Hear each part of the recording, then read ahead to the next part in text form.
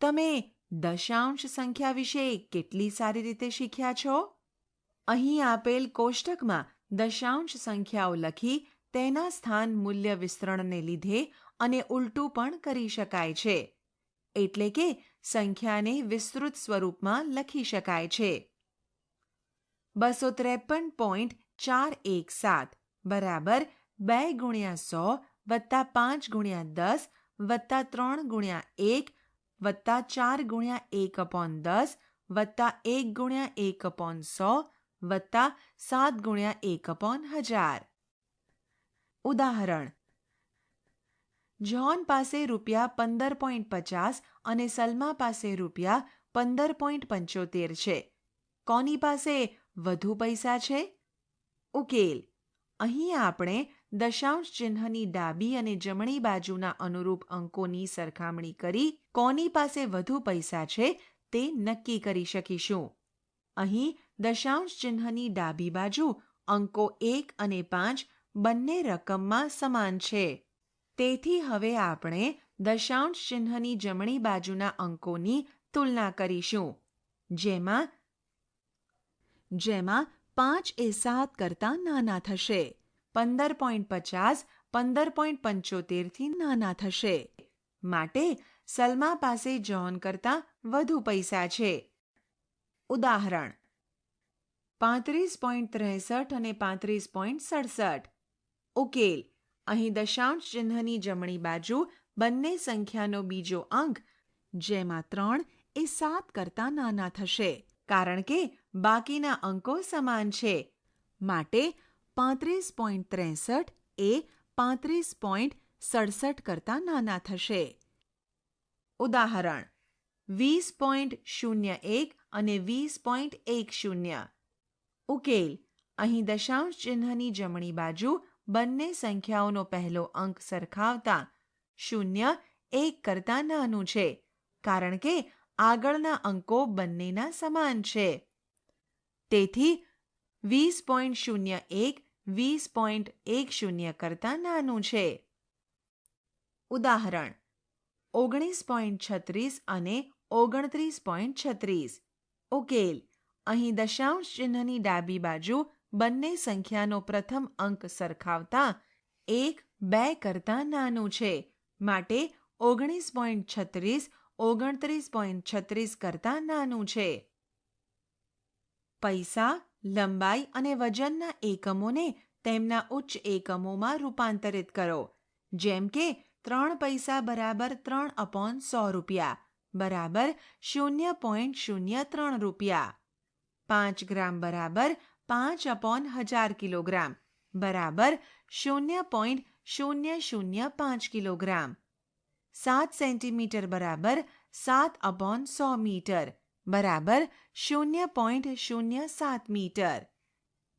75 પૈસા બરાબર 75/100 રૂપિયા બરાબર 0.75 રૂપિયા. 250 ગ્રામ બરાબર 250/1000 કિલોગ્રામ બરાબર 0.250 કિલોગ્રામ. 85 સેન્ટીમીટર બરાબર 85/100 મીટર બરાબર 0.85 મીટર. દશાંશ સ્થળનું ઉમેરવું અને બાદ કરવું. ઉદાહરણ: 21.36 વત્તા 37.35.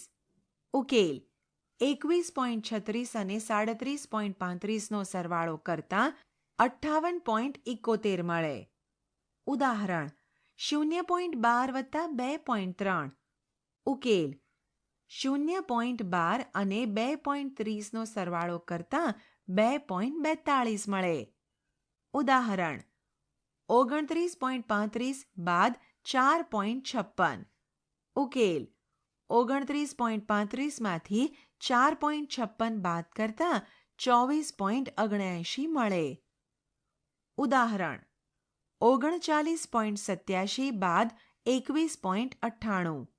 ઉકેલ: 39.87 માંથી 21.98 બાદ કરતાં 17.89 મળે.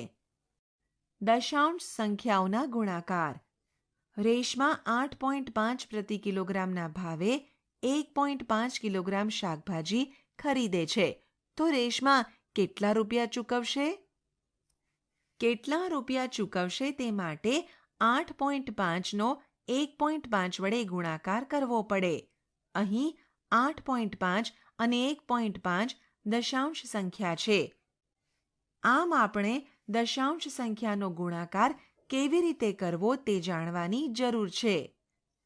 ચાલો આપણે બે દશાંશ સંખ્યાનો કેવી રીતે ગુણાકાર કરવો તેના વિશે અભ્યાસ કરીએ. 0.1 ગુણ્યા 0.1 શોધીએ. હવે 0.1 બરાબર 1/10. તેથી 0.1 ગુણ્યા 0.1 બરાબર 1/10 ગુણ્યા 1/10 બરાબર 1 ગુણ્યા 1/10 ગુણ્યા 10 બરાબર 1/100 બરાબર 0.01, જે આપણે આકૃતિ દ્વારા સમજીશું. પહેલા 0.1 એટલે કે 1/10 એટલે કે 10 એક સરખા ભાગ કરી તેમાંથી એક ભાગ લેવો, જે નીચે આકૃતિમાં દર્શાવેલ છે. હવે અહીં ઉપરની આકૃતિમાં ચોરસમાં દર્શાવેલ ટપકું એ 10 ભાગોમાંથી 10 ભાગોનો એક ભાગ છે તે દર્શાવે છે. અહીં 100ના નાના ચોરસ છે, તેથી ચોરસમાં રહેલ ટપકું 100માંથી એક ભાગ રજૂ કરે છે. આથી 0.1 ગુણ્યા 0.1 બરાબર 0.01 થશે. અહીં આપણે નોંધીશું કે 0.1 એ જવાબમાં 2 વખત જોવા મળે છે. 0.1માં દશાંશ ચિહ્નની જમણી બાજુએ એક અંક છે. 0.01માં દશાંશ ચિહ્નની જમણી બાજુએ 2 અંકો 1 વત્તા 1 બરાબર 2 છે. તે જ પ્રમાણે આપણે 0.2 ગુણ્યા 0.3 આપણી પાસે 0.2 ગુણ્યા 0.3 બરાબર 2/10 ગુણ્યા 3/10 શોધીએ. 1/10 ગુણ્યા 1/10 માટે કર્યું તે જ પ્રમાણે 3/10 મેળવવા માટે ચોરસને 10 સમાન ભાગોમાં વિભાજિત કરી તેમાંથી 3 સમાન ભાગ લઈએ. ફરીથી 3 સરખા ભાગોમાંનો દરેકને 10 સરખા ભાગોમાં વિભાજિત કરીએ અને તેમાંથી 2 ભાગ લઈએ.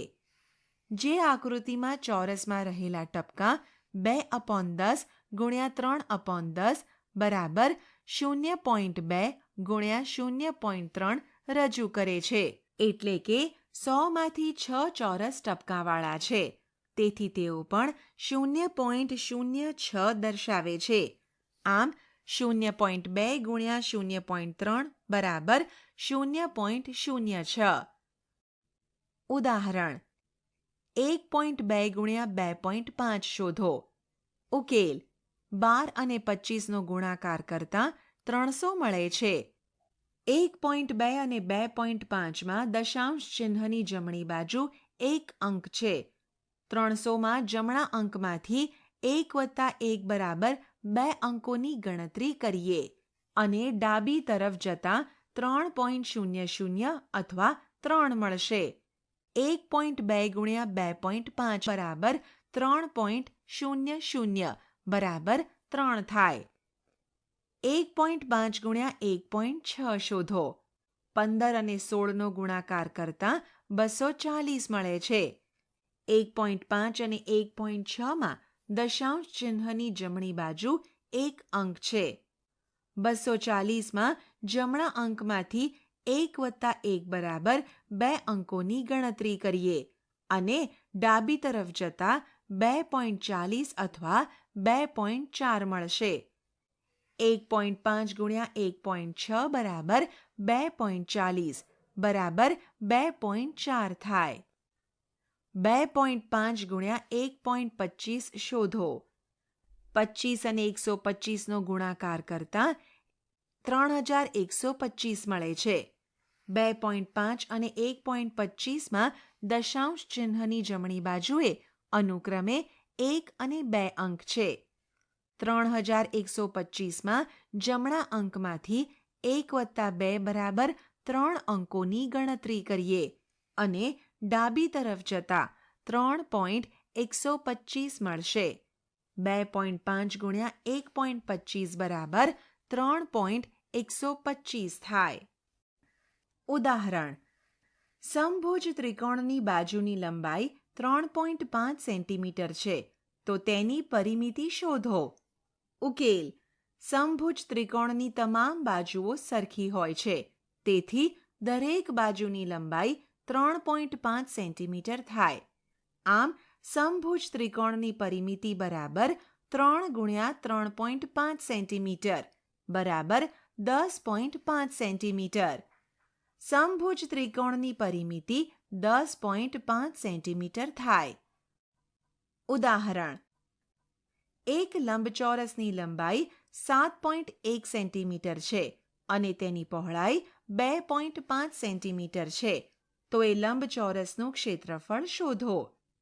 ઉકેલ: લંબચોરસની લંબાઈ બરાબર 7.1 સેન્ટીમીટર, લંબચોરસની પહોળાઈ બરાબર 2.5 સેન્ટીમીટર, લંબચોરસનું ક્ષેત્રફળ બરાબર લંબાઈ ગુણ્યા પહોળાઈ બરાબર 7.1 ગુણ્યા 2.5 બરાબર 17.75 સેન્ટીમીટર સ્ક્વેર. દશાંશ સંખ્યાના 10, 100 અને 1000 વડે ગુણાકાર.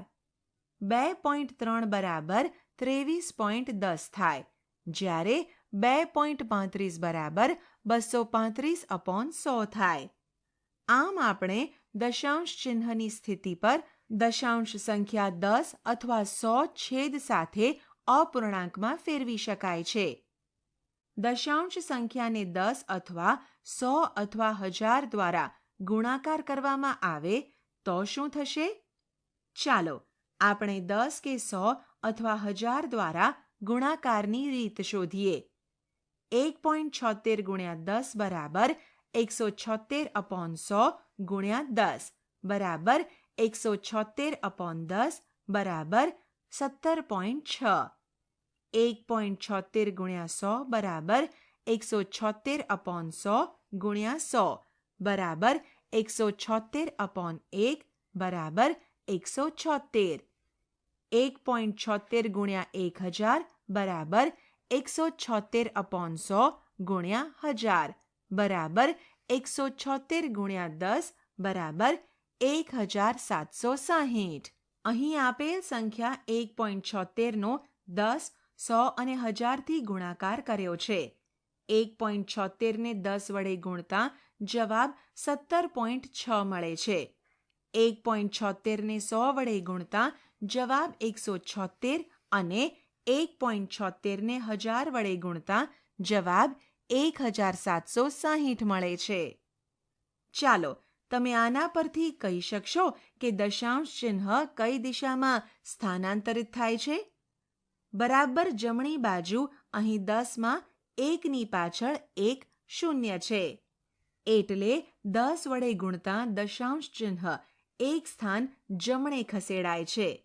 આ જ રીતે 100માં 1ની પાછળ 2 શૂન્ય હોય છે. એટલે 100 વડે ગુણતા દશાંશ ચિહ્ન 2 સ્થાન જમણે ખસેડાય છે. 1000માં 1ની પાછળ 3 શૂન્ય હોય છે. એટલે 1000 વડે ગુણતા દશાંશ ચિહ્ન 3 સ્થાન જમણે ખસેડાય છે.